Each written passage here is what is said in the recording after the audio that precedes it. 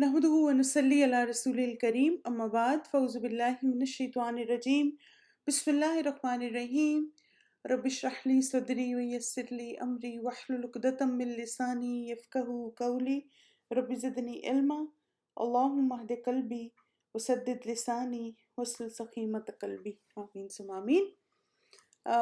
हमने पिछले हफ्ते जैसे सब्र का जो टॉपिक हमने कवर किया था वो था कि सब्र कैसे किया जाए, और वो जैसे एक इंडिविजुअल या पर्सनल लेवल पे था।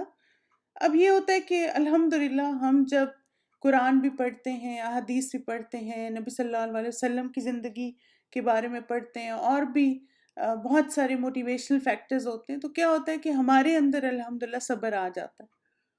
और फिर क्या होता है कि हमारे आसपास लोग, हमारी फ्रेंड्स, हमारी क्लास फेलोज, बाज़ हमारे कुरान जो बडीज़ होते हैं वो भी अपनी ज़िंदगी में टफ़ टाइम से गुजरते हैं। अब देखें, ये अल्लाह की तरफ से होता है कि बाज़ औक़ात जैसे मुश्किल वक्त आता है तो इंसान को समझ आ जाता है कि उसे इस मुश्किल वक्त को कैसे हैंडल करना है, और बाज़ औक़ात उससे नहीं समझ आती।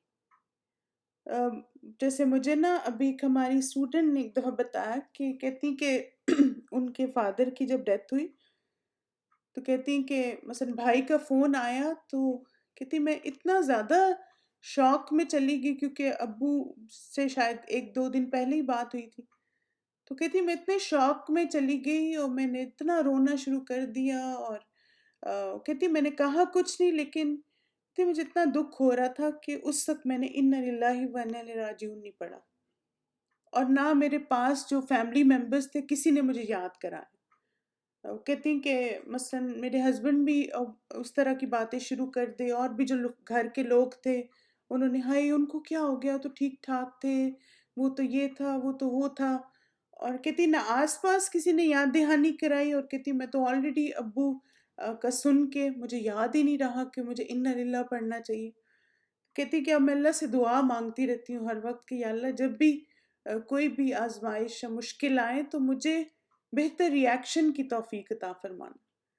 तो वही बात है कि अगर आपके आसपास कोई है और आपने किसी को तसल्ली देनी है, तो आप उसको ऐसा अंदाज सिखाएं कि वो किस तरह पॉजिटिवली उस वक्त को हैंडल करे।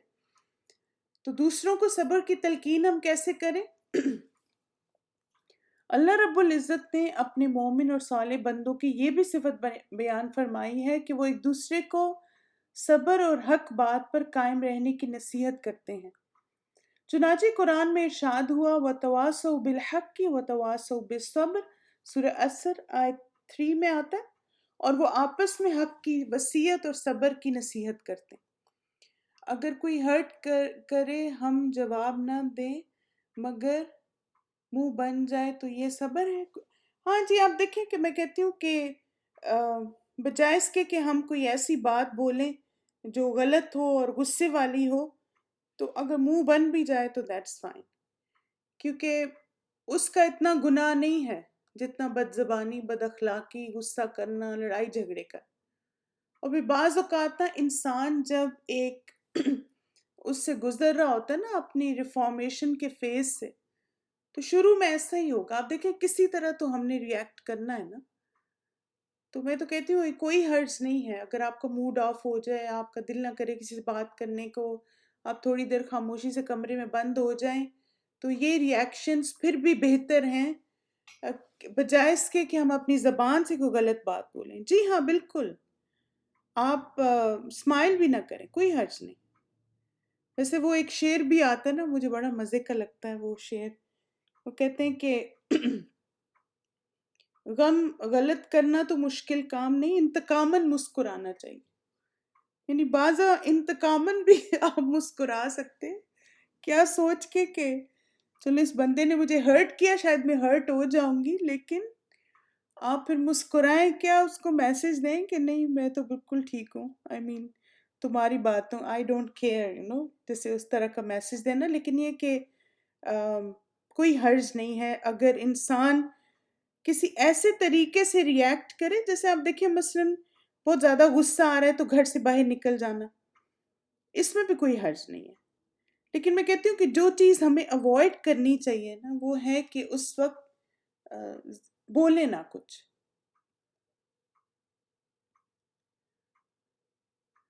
آپ دیکھیں کہ میرا آپ کو کیا ایڈوائز ہوگی کہ اگر آپ کو غصہ آ رہا ہے تو that is not the right time to talk.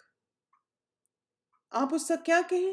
آپ کہیں کہ ابھی مجھے بہت غصہ آ رہا ہے اس وقت، تو I need some time but I want to talk about it. اس وقت خاموش رہیں، کیونکہ آپ دیکھیں کہ انسان جب غصے میں ہوتا ہے نا تو اس کے سینسز، اس کے ایموشنز اس کے کنٹرول میں نہیں ہوتے. جیسے ابھی میں نے کل کے پرسوں کی ایک آرٹیکل پڑھ رہی تھی، بڑا انٹرسٹنگ. تو اس میں نا انہوں نے جیسے میرڈ لائف کے بارے میں کچھ ٹپس دی ہوئی تھی. تو انہوں نے اس میں لکھا کہ بہت دفعہ ایسا ہوتا ہے کہ شوہر اور بیوی جو ہیں کوئی غصے میں دوسرے کو کوئی بات کہہ دیتا ہے، اور وہ نا اس بات کو فار لائف اپنے ساتھ لگا لیتے ہیں. جیسے مثلا ایک بیوی نے اپنے شوہر کو غصے میں کہا کہ اچھا مجھے طلاق دے دو. اب شوہر جو ہے وہ بار بار اس بات کو پوری زندگی اس نے یاد رکھا، یعنی کئی سالوں اس نے اس کو اپنے دل سے لگائے رکھا کہ اس نے نا مجھے فلانے ٹائم پہ کہا تھا مجھے طلاق دے دو، وہ تو میں عقل مند تھا، میں نے اس کو طلاق نہیں دی. تو اب آپ دیکھیں کہ غصے میں اسے نہیں پتا چلا، اس نے کہہ دی ایک بات، لیکن بعض لوگ فار لائف اس کو نہ لگا لیتے. تو انہوں نے کہا کہ اس کو آپ کو ایک چیز سائیکولوجیکلی انڈرسٹینڈ کرنی چاہیے کہ جب ایک انسان غصے میں ہوتا ہے نا تو اسے نہیں پتا ہوتا وہ کیا بول رہا ہے، and he does not mean it. تو آپ غصہ جب اس کا ٹھنڈا ہو جائے تو بعد میں آپ سوچیں کہ اس نے جیسے کچھ کہا ہی نہیں، تو پھر ہمارا ریلیشن شپ بھی سیف رہے گا. اور جب آپ دیکھیں کہ جب آپ ان باتوں کو مینشن نہیں کریں گے، آپ ان باتوں کو سامنے نہیں لائیں گے، تو اس انسان کو خود غلطی کا احساس ہوگا کہ میں نے ایسا کیوں کہا. بالکل ایگزیکٹلی. تو اس لیے جی غصہ جو ہے نلیفائز ڈیسیجن پاور ٹو. اور یہ روبینہ نے بھی اچھی ٹپ دی ہے کہ آپ ایموجی بھیج دیں ایک اسمائلی والا، اینڈ دیٹ سے غصہ کرنے کی ضرورت ہی نہیں ہے.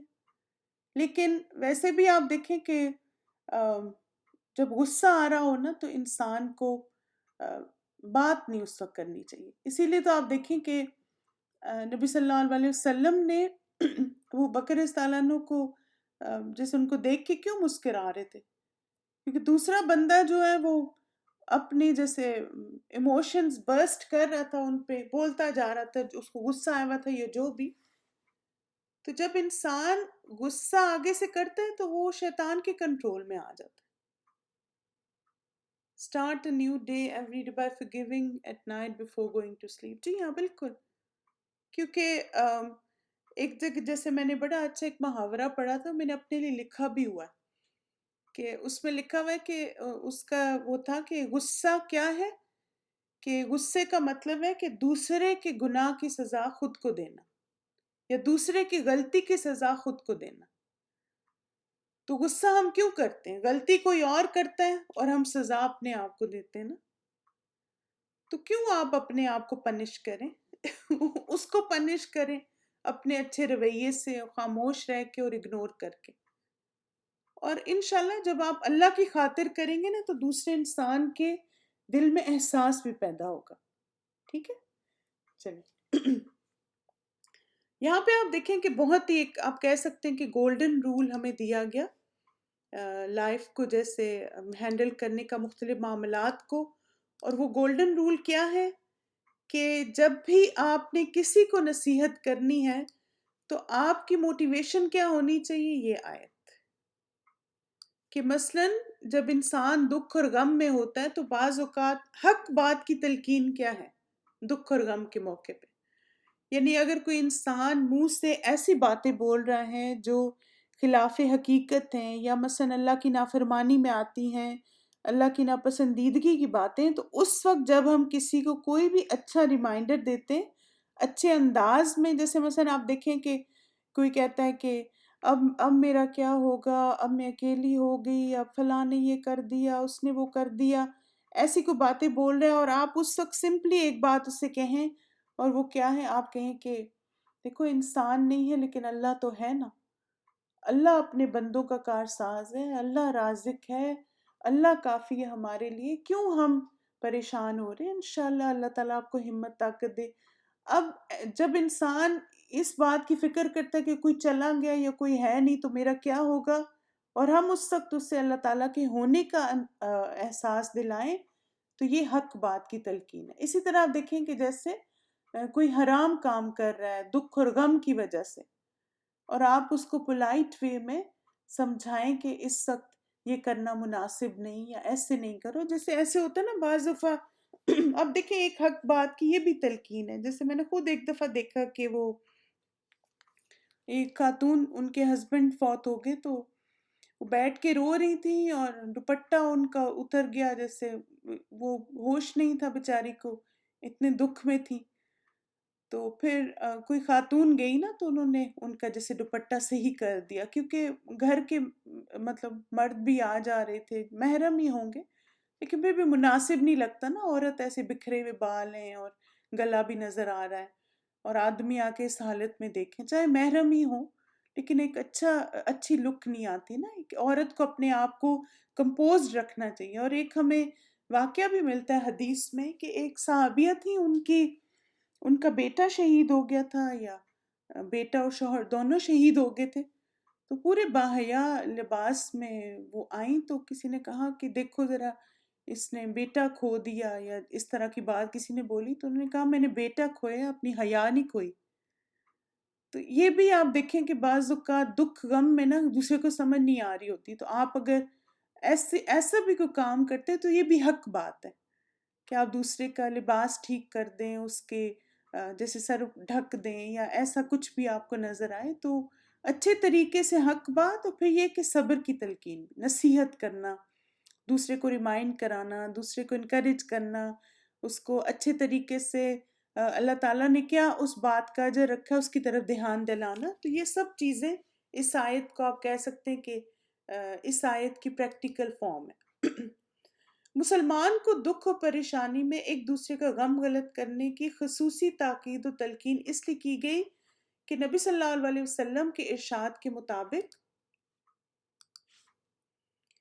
سارے مسلمان مل کر ایک آدمی کے جسم کی طرح ہیں، اور اگر اس کی آنکھ بھی دکھے تو سارا بدن محسوس کرتا ہے، اور اگر سر میں درد ہو تو سارا جسم تکلیف میں ہوتا ہے۔ اچھا یہ بتائیں کہ اس حدیث میں کیسا ایک ریلیشن شپ بتایا جا رہا ہے ایک مسلمان کا دوسرے مسلمان کے ساتھ؟ آپ کو سمجھ آ رہی ہے اس حدیث کو جیسے اس طرح پڑھ کے کہ مسلمان کا مسلمان کے ساتھ ریلیشن شپ کیسا ہوتا ہے؟ اور آپ دیکھیں یہاں پر کوئی رشتہ نہیں مینشن کیا گیا۔ کلوز نٹ، شابہ، united together like Muslim, united like one body, all Muslim is one body, unity ہے، شاباش۔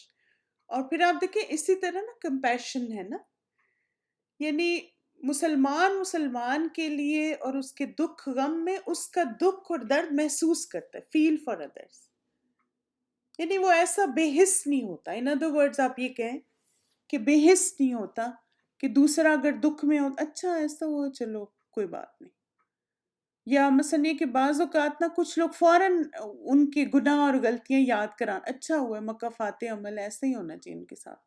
نہیں، اگر کوئی ایک ہرٹ ہوتا ہے تو سارے مسلمانوں کو تکلیف پہنچے۔ کسی کی امی بیمار ہیں تو آپ بھی محسوس کریں کہ میری امی بیمار ہوں تو مجھے کتنی تکلیف ہوتی ہے۔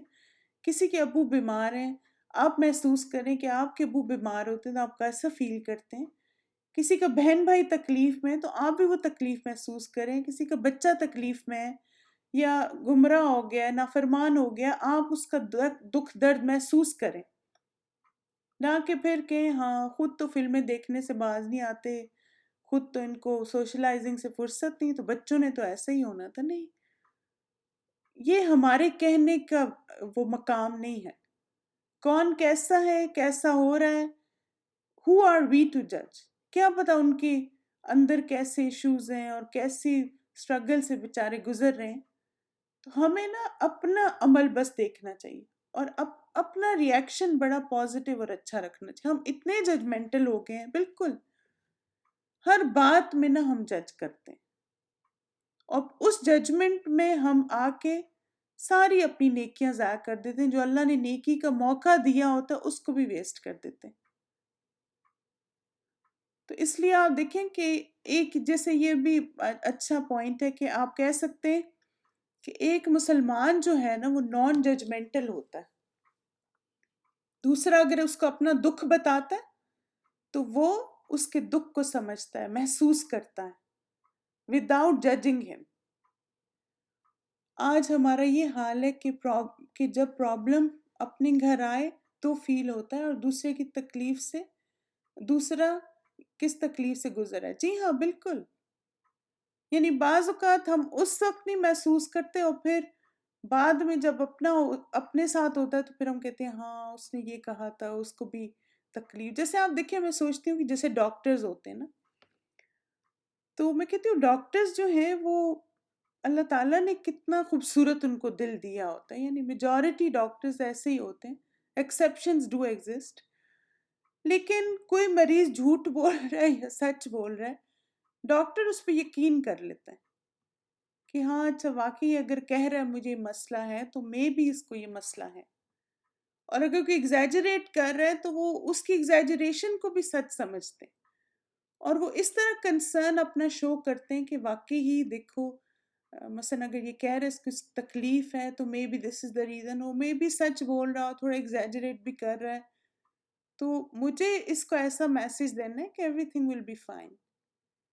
اور جس ڈاکٹر کے اندر جتنا زیادہ کمپیشن ہوتا ہے وہ اتنا ہی بہتر طریقے سے مریض کو ہینڈل بھی کرتا ہے، وہ مریض کنونس بھی ہو جاتا ہے.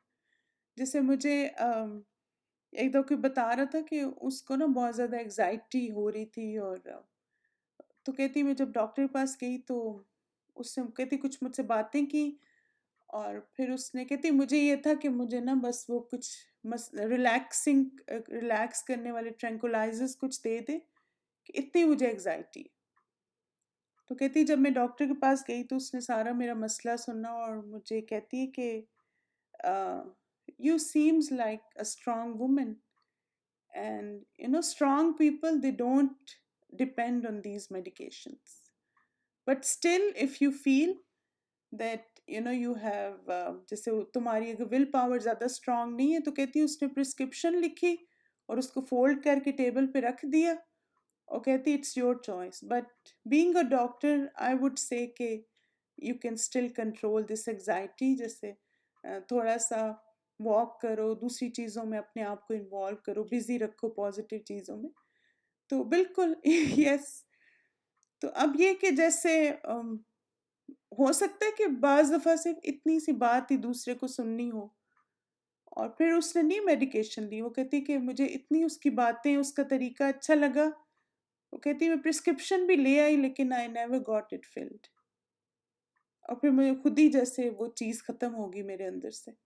تو بعض اوقات یہ آپ دیکھیں یہ کمپیشن کی اگزامپل ہے نا، کہ بجائے اس کے کہ بس فوراً ایک اس طرح کا سلوشن دے کے دوائیوں پہ لگا دیا، آپ اور آلٹرنیٹس بھی اس کو دیں. تو اسی طرح انسان یہ تبھی کر سکتا ہے جب دوسرے کا دکھ اور درد محسوس کرتا ہے نا. This is the one profession where one can lots of ajr even though we get paid. جی ہاں بالکل ایگزیکٹلی. لیکن آپ دیکھیں کہ وہی بات ہے کہ ارننگ میں یہ بھی حلال ارننگ ہے نا، اور اس میں ساتھ ساتھ یہ کہ ارننگ حلال ارننگ بھی ہے، اور ساتھ ساتھ آپ جیسے احسان کے درجے پہ جا سکتے ہیں. ایک تو یہ نا کہ ایک بزنس مین ہے، دوسرا آتا ہے چیز لیتا ہے چلا جاتا ہے، اور دوسرا یہ کہ وہ جو بزنس مین ہے وہ اس کی ڈیلنگز بہت اچھی ہیں، وہ مسکراتا ہے، وہ نائس وے میں پولائٹ وے میں بات کرتا ہے، ویلکمنگ ہے. تو اب کیا ہے کہ although it is not needed for a businessman کہ وہ اپنے کسٹمر سے ایسے بات کرے، لیکن جب وہ کرتا ہے تو اپنا ریوارڈ بڑھا لیتا ہے، اور پھر ساتھ ہی کسٹمر کو بھی جیت لیتا ہے.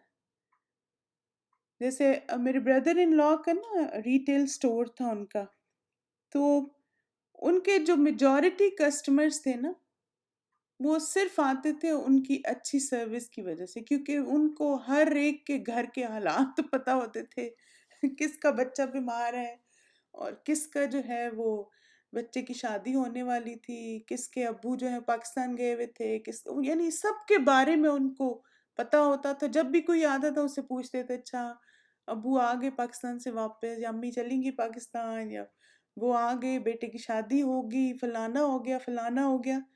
تو some times this is what people need.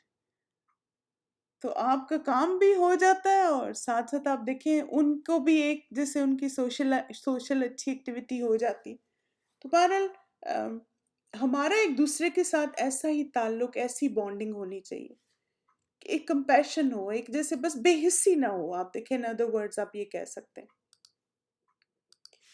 مگر افسوس یہ کہ ہمارے ہاں مسلمان قرآن و سنت کی دوری کی وجہ سے اس موقع کے آداب خود بھی بھلا بیٹھے، یعنی پتہ ہی نہیں. اور اگر کوئی دوسرا صبر اور برداشت کا دامن تھامے نظر آئے تو اسے ایسے موقع پہ رلانے اور واویلا مچانے پر اکسایا جاتا ہے، اور یہ سمجھا جاتا ہے کہ اس نے ایسا نہ کیا تو غم اندر ہی رہ جائے گا اور اس کے لیے تکلیف و اذیت کا باعث بنے گا، یا پھر اس کے لیے یہ گمان کر لیا جاتا ہے کہ اسے دکھ ہی نہ ہوا کیونکہ اسے مرنے والے سے پیار ہی نہیں تھا. دراصل ہم اس دنیا کی محبت کو اللہ کی محبت پر فوقیت دے رہے ہوتے ہیں، اس لیے ہمیں چھوٹے بڑے نقصانات پر صبر ذرا مشکل سے ہی آتا ہے. اب دیکھیں یہ بہت ہی انہوں نے زبردست بات کی کہ کچھ لوگ یہ سمجھتے ہیں کہ اگر کوئی دوسرا بہت رو دھو رہا ہے، بہت شور مچا رہا ہے تو اس کو بڑا دکھ ہے، اور جو خاموشی سے بیٹھا ہے صبر کر رہا ہے اس کو کوئی دکھ ہی نہیں. یعنی اور پھر آپ دیکھیں کہ ہر انسان کے اندر نا آنسو کی بھی تو کیپیسٹی ہوتی ہے نا، کتنے ایک آنسو اس کے نکلیں گے. اور پھر یہی ہوتا ہے کہ ایک فرسٹ آؤٹ برسٹ ہوتا ہے اور پھر اس وقت انسان رو دھو کے دل ہلکا کر لیتا ہے. بعض دفعہ نہیں ہے اس وقت رونا آتا، لیکن اس کا ہرگز مطلب نہیں ہے کہ دوسرے کو دکھ ہی نہیں ہے. جیسے میں نے خود کچھ لوگوں کے منہ سے سنا، انہوں نے کہا کہ باپ چلا گیا اور دیکھو ذرا ایک آنکھ میں آنسو نہیں، آنکھ تر ہی نہیں ہوئی. بھئی آپ کو کیا پتا کس کا دکھ اور غم سے وہ گزر رہے ہیں. تو یہاں پہ اس کو ڈسکریج کیا گیا کہ I mean give space to everyone. If people tell us their family stories, sometimes it include the backbiting of others. What to do in such conditions? بس آپ نا جتنا جلدی اس جملے کو کنکلوڈ کر سکتی ہیں کریں کہ اللہ تعالیٰ ان کو ہدایت دے، ان کو سمجھ دے. آپ دیکھیں بس ہوتا ہے بعض لا علمی کی وجہ سے لوگ ایسے کرتے ہیں، بس ہمارا کام ہے کہ ان کو یاد دہانی کرائیں اس طرح کی بات. should we make them cry؟ نہیں، ان کو ٹائم دیں، انشاءاللہ خود ہی اس چیز سے نکل آئیں گے. ہر انسان کا نا غم کو ہینڈل کرنے کا ایک اپنا طریقہ ہوتا ہے. مجھے اگر لگتا ہے کہ میں رو لیتی ہوں تو میرا دل ہلکا ہو جاتا ہے، تو ڈز ناٹ مین کہ اگر حلیمہ بھی روئیں گی تو ان کا بھی دل ہلکا ہوگا. مے بی ان کو کوئی اور طریقہ آتا ہو جس سے وہ اپنے آپ کو جیسے کام ڈاؤن کرتی ہوں، ریلیکس کرتی ہوں. تو ہر ایک کا مختلف ہوتا ہے نا. تو اس لیے ہم آپ دیکھیں کہ جس طرح پانچوں انگلیاں برابر نہیں ہو سکتی نا، پانچوں لوگوں کے ریاکشنز بھی برابر نہیں ہو سکتے. Maybe they're doing صبر on اول وقت and controlling themselves. جی ہاں بالکل. We only see our out appearances and outer reactions. Exactly. تو اس لیے نا مجھے لگتا ہے کہ یہاں جو بات کی جا رہی ہے نا وہ یہ ہے کہ ہمیں دوسرے کو سپیس دینی چاہیے. Let them deal with the grief in their own way and let them deal with the happiness in their own way. اب آپ دیکھیں کہ جیسے کچھ لوگ ہوتے ہیں نا وہ دوسروں کو ان کو سرپرائز کرنے کی عادت ہوتی، تو آگے کیا کہتے ہیں جی دیکھیں سرپرائز ملا نا، یعنی وہ ایک پتہ نہیں کیا ریئیکشن ایکسپیکٹ کر رہے ہوتے ہیں آپ سے. کوئی گفٹ لائے یا کچھ تو پھر وہ دکھی ہو جاتے ہیں، پھر کہتے ہیں نہیں اچھا لگا، پسند نہیں آیا، میں نے تو یہ کیا تھا تو وہ کیا تھا. اب یہ کہ مثلاً ٹھیک ہے اب مجھے خوشی بھی ہوئی ہے، لیکن یہ کہ میں بھی میری خوشی کا اظہار کرنے کا طریقہ مختلف ہے. میں اتنا چیخ چلا نہیں سکتی. کچھ لوگ تو بہت ہی اچھل کود کرتے ہیں اور چیختے چلاتے ہیں کہ بھئی بڑے خوش ہیں. لیکن یہ کہ ہر ایک کو سپیس دیں اور ہر ایک کو انڈرسٹینڈ کریں، چاہے غم کا موقع ہے چاہے خوشی کا موقع ہے. پھر اللہ سبحانہ تعالیٰ کا ارشاد ہے کیا تم نے آخرت کے مقابلے میں دنیا کی زندگی کو پسند کر لیا؟ دنیاوی زندگی کا یہ سب سر و سامان آخرت میں بہت تھوڑا نکلے گا۔ اللہ کے رسول صلی اللہ علیہ وسلم نے فرمایا، دنیا کی مثال آخرت کے مقابلے میں بس ایسی ہے کہ تم میں سے کوئی اپنی انگلی دریا میں ڈال کر نکالے اور دیکھے کہ پانی کی کتنی مقدار اس میں لگ کر آئی۔ یعنی اس دنیا میں جہاں پہ ہم اتنی چیزیں کر رہے ہیں، بڑے سے بڑا دکھ، بڑے سے بڑا غم بھی ہے نا، تو وہ بس اس دنیا میں ہی ہے۔ اصل جو غم اور دکھ انسان کو ہونا چاہیے وہ آخرت کا ہے، جو کہ اتنی طویل ہے اور اتنی لمبی ہے۔ کیا اس کی لینتھ ہے، اس کے لیے سمندر کی اگزامپل یوز کی گئی، اور یہ دنیا کیا چیز ہے، اس کے لیے انگلی پہ جتنا پانی لگتا ہے اس کی مثال استعمال کی گئی۔ تو اللہ سبحانہ تعالیٰ سے دعا ہے کہ اللہ تعالیٰ ہمیں صحیح معنوں میں وتواصوا بالحق کی وتواصوا بالصبر کرنے کی توفیق عطا فرمائے، اور ہمیں صابرین اور شاکرین میں سے بنائے۔ جزاکم اللہ خیرا کثیرا، بارک اللہ فیکم، سبحانک اللہم و بحمدک، اشہد ان لا الہ الا انت، استغفرک و اتوب الیک۔ السلام علیکم ورحمۃ اللہ وبرکاتہ۔